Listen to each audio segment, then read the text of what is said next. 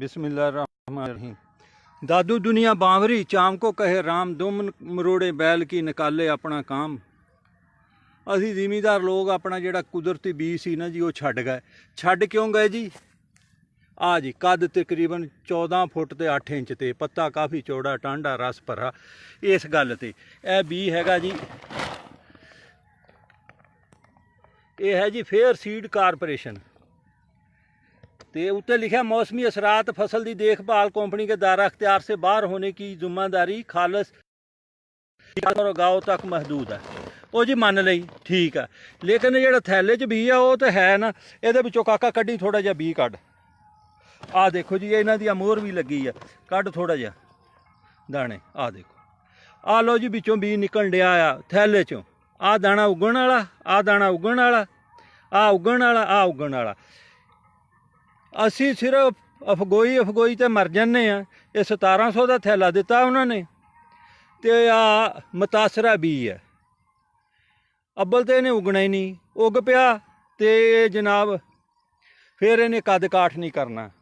ना इस मुल्क च कोई चैक आ तो ना इस मुल्क च कोई बैलेंस आ। काश्तकार बेचारा चल जी करते परे, काश्तकार बेचारा हुंदा मजबूर, उन्हें लेना हुंदा पता नहीं आधार लेना हुंदा या मौके ते लेना किदां लेना हुंदा, ते लुट्टन डे आ। ये जेह्ड़े करोड़ां रुपये लखां रुपये एक जेह्ड़ा तहसील दा असिस्टेंट डायरैक्टर है ओहदी तनख्वाह जिहड़ी आ वो तकरीबन लखां च है। ज़रायत अफसर जिहड़ा वो लख तो उत्ते पैंदा, फील्ड असिस्टेंट जिहड़ा आ वो भी लख दे लागे पैंदा। करदे की आ पता नहीं। और यदि वो रसीद मैं उत्थे रखी है यार, वो कड्डी जिहड़ी विचों निकली आ उत्ते धागा लपेटिया आ, अल्लाह दे धागा।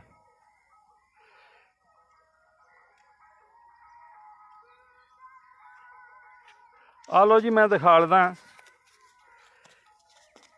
इहदे ते आ क्वालिटी कंट्रोल दी मोहर लगी है। फेयर सीड मेज़ लिखा है उत्ते, SG 2002 वैरायटी जे वो सब कुछ, VR 544 371 मोहर लगी है। जो बिचों निकलिया वो मैं दिखा दिता दोस्तों नूं। लो आखिर जाके रब ते सिट दई दी कही आपे मर जाणगे जेड़े जुल्म करते, तो इन्होंने मर तो जाना ही है, कित्थे लै जाना। कोई जिम्मेदारी कोई रिस्पोंसिबिलिटी है ही नहीं जा रही इस मुल्क च। अंधेर नगरी चौपट राजा।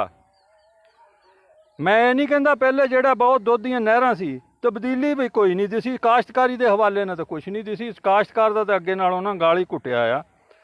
तो बहुत अच्छे अच्छे लोग आ जी हुकूमत दे विच, सरकारी योद्धियां ते मैं उन्होंने गुजारिश करदा भी इहदे ते कोई एक्शन लैण। यह देखो जी मैं सामने कढ़ के दिखा लिया, फेयर अफगोई सीड वालियां दी है जी पैकिंग। 1700 का थैला दिता जी, बहुत अच्छी पैकिंग आ।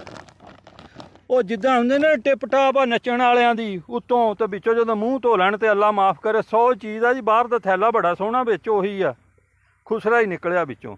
बहुत बहुत शुक्रिया। पाकिस्तान जिंदाबाद।